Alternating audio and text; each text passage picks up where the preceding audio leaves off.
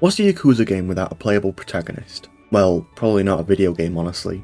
Everyone has their favourites. You've got the obvious ones of Kiryu, Ichiban and Majima, then the real Yakuza enjoyers, with Akiyama, Saejima, Tanimura and Haruka. But there's one protagonist who really stands out to me, someone I don't see people mention enough, my boy Tatsuo Shinada. Sure, we have the Dragon of Dojima and the Mad Dog of Shimano, but I think a third title belongs up there. Equal to and just as influential, the Wyvern of Nagoya. Okay, I'm kidding there, but I seriously do think Shinada is super underrated. I think one of the best things about him is that he's just a normal guy. You have all the Yakuza guys, sure, then you have Akiyama who's a billionaire, then Tanimura who's like doing all these shady underworld deals, and Haruka who's the girl worth 10 billion yen and a successful idol. Then there's Shinada, who's just a former baseball player. Him being a regular dude makes all his scenes feel that more relatable. Like yeah, that's exactly how I'd react to a Yakuza boss letting me keep some change. This guy's just like me, but also his story is just so human. Like Kiryu for example, is such an action hero type guy that it's hard to relate to him. But Shinada's whole thing is, I want to do what I love. I think anyone with any sort of aspirations in life can relate to that. There's also the fact that it finally gives us a character who has no ties to the crazy Yakuza stuff that happens in the story. And so you can get a more civilian reaction from him about things. Whenever I think about Yakuza 5's story, some of the most hard-hitting moments are from Shinada, and I don't think a lot of them would even be possible or hit as hard if he was someone influential. Take the scene with Shinada and Miyako on the roof. It is such a powerful moment. Two people that had their dreams snatched away from them and are stuck in this city. They're not unhappy, but for a moment they get to just fantasize about what their lives could be like. What they would be doing if they were a little bit better off. But then just like that, as Miyako says, さあ、向き合わないかんわね。現実に。 It's such a potent scene for me. Throughout all of Shinada's part, you see how bad of a position he's in, and that's even reflected in the gameplay. You have to do whatever you can to be able to afford items in this part. And so for one moment, he gets to forget it all and dream for a moment. And I think what makes this scene better, in retrospect, is that it's the last moment before he seriously starts going on his mission to get justice for himself. We see Shinada at his highest, and him at his lowest. We see how he struggles to fight for his dream. Then when it comes to that final moment with Sawada, everything's playing out exactly how it was 15 years ago. It's almost like he's been sent back to that exact moment, this time without any interference from the Kuroya family. Sawada throws the long-awaited curveball and then...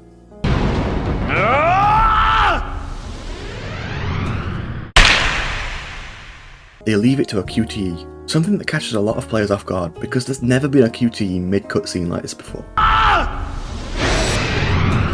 Oh my god, I wasn't holding the controller, I almost missed that! All the way through Shinada's part, we've been rooting for him, and we know how badly he was screwed over, and where he could have been if everything worked out. So to put the responsibility into the player's hands to hit that home run fair and square, adds that extra feeling of satisfaction to seeing it happen. You feel like you've been along for the ride with him, and it's such a great moment. Now you'd think this is where Shinada's story would end, but we still have the finale part.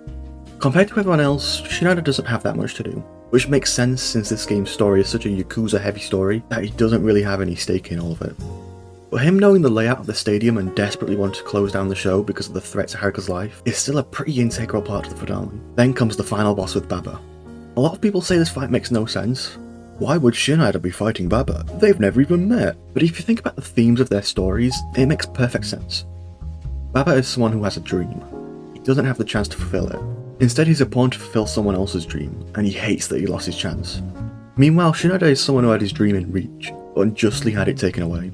They both lost their chance at their dream, but unlike Shinada, Baba doesn't have the resolve to fight for his dream and live the way he wants to. He decides to give up, which is a path Shinada could have easily taken after 15 years, but he persevered.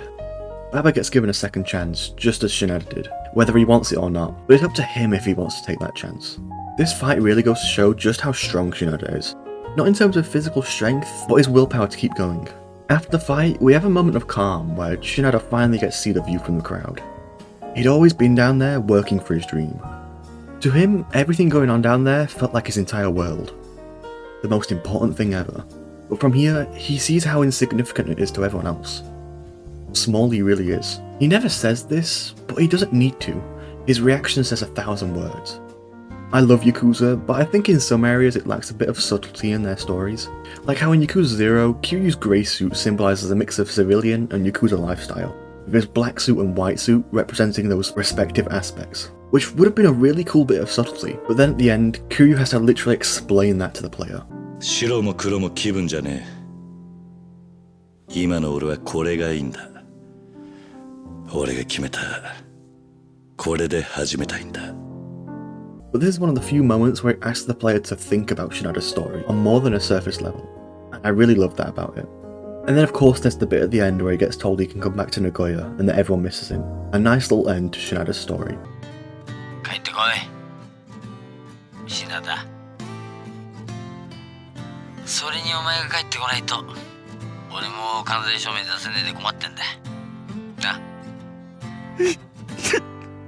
おい、シナだ。お前ちゃんと聞いてんのかよ。おい。おい、シナだ。テンポ悪い。シナだ。おい。おい、シナだ。おい。 Anyway, I think Shinada deserves a bit more appreciation. That's all for this video.